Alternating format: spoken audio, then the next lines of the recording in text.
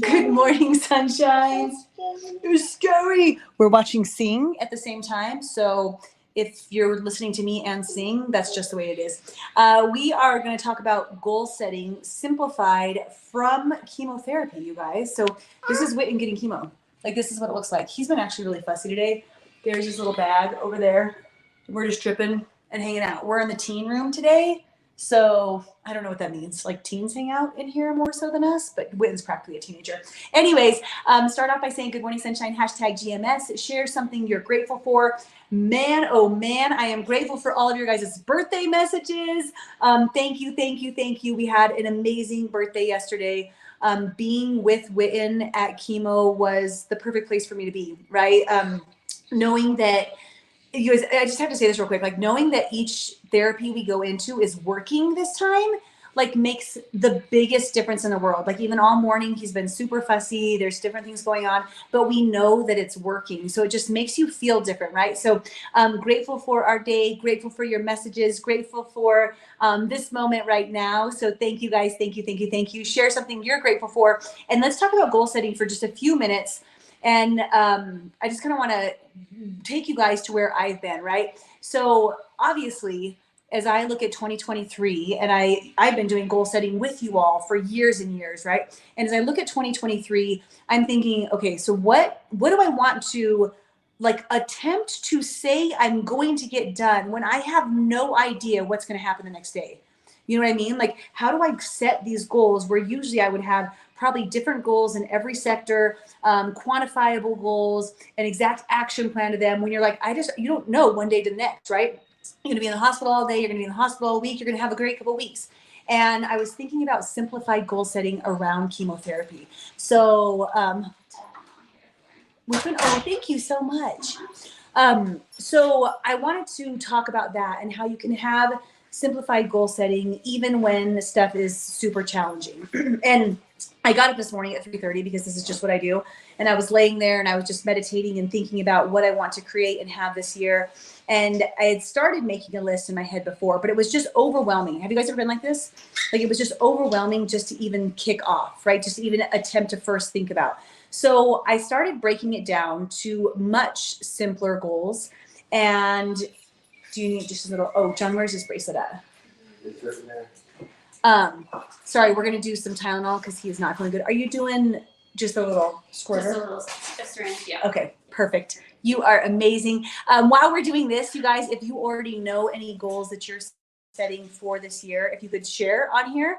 If you have any goal suggestions or tips, what's helped you, I'd love to see that, right? That'll be a good conversation amidst and read each other's comments. So anyhow, I'm going through my list, right? And thinking about how you can just make it so much easier. If you think about starting with one goal, what's one thing you want to accomplish in 23? Right? Just one thing. Like, not, okay, what's my career goal? What's my finance goal? What's my relationship goal? What's my health goal? What's my mindset goal? How many books do I want to read? How many places do I want to travel? Just that can get so overwhelming. So, and John, do you want to do it? Do you want to squirt it in your own mouth? You want me to? He's so good at this now, you guys. He used to get so mad about it, and now he just does his own little squirter. Thank you, good job. Can you say thank you? Would you like a little sip of your drink here? Yeah. Thank you so much. So starting with just one thing, right? Starting with one sector. And are there different areas that you want to advance and propel in 23? Absolutely. Like, right? Probably. But if you can just think about what one thing would really make you happy, maybe something you've been delaying or postponing or dragging your feet on. And the first thing that I would say is, okay, so identify what the one thing would be, right? So the easiest one, right? People are always doing weight loss, quitting smoking, and there's one other one, but I didn't need to look anything up. Okay, so like, let's just say weight loss, right? So you're like, I want to lose 30 pounds this year. So when you pick the one thing, first of all, think about what it's going to take to make that happen, right? What is it going to take to make that one goal happen? So we're not looking at 15 different goals, just one goal. You want it so bright or you want it less bright? There you go. And with that, are those things that you're willing to do? Because instead of looking at the end result, if you can look at what it's going to take for you to get there, can you create an enjoyable journey for you to do that throughout the year for you to get there, right? So instead of maybe I want to lose 30 pounds, maybe it's I want to eat 5 servings of fruits and vegetables every day.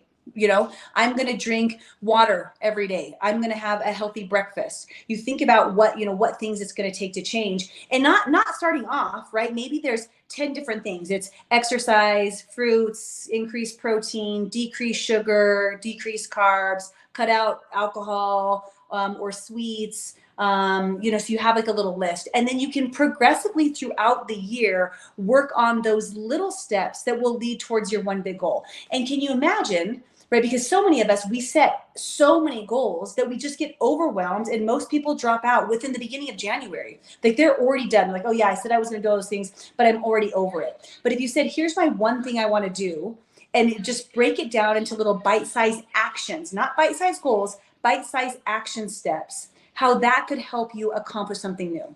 And for me, taking it like that, looking at it like that, it's much less quantifiable. I've always been big on like quantifiable goals, exactly what do you want to have. And this time it's like, I look at my own health, right?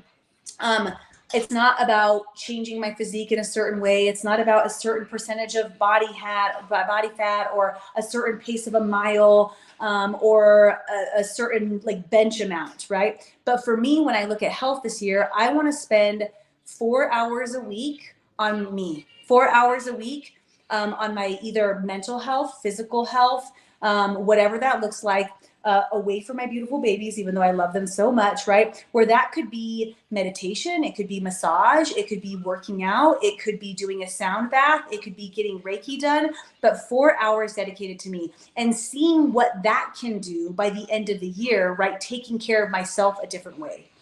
And doing little action steps like that can have a big benefit. So I'm going to read through some of these things. I want to accomplish working out, working at Target for another year. Oh my gosh, Eric, you've got that. I know you can do it. Drink my water every day. Cutting out nightly snacks. So that's such a great thing to look at. So I'm going to look at Amanda's real quick. So drinking water every day, right? Some people are like, oh, well, I've got to start with half my body weight in ounces because that's the amount we're supposed to drink, right? So now you're like, I need to have 80 ounces every single day, and you start with that and you feel waterlogged, like it's just hard. So maybe instead you just say, I'm going to have a glass of water every morning for the first couple weeks. And then after that, you progress to a glass of water before lunch in addition, right? And then eventually it's a glass of water before dinner. And by a few months, it's just progressively naturally happened, and it hasn't felt like so trying, right? Cutting out night snacks, it could just be a little bit less than that. All right, we got more stuff? A couple of things. Okay, guys, I'm gonna jet. I hope that helps some of you guys. I love you so much. Light and love from our chemo room to not yours, to your living room. Let's do that. Bye, guys.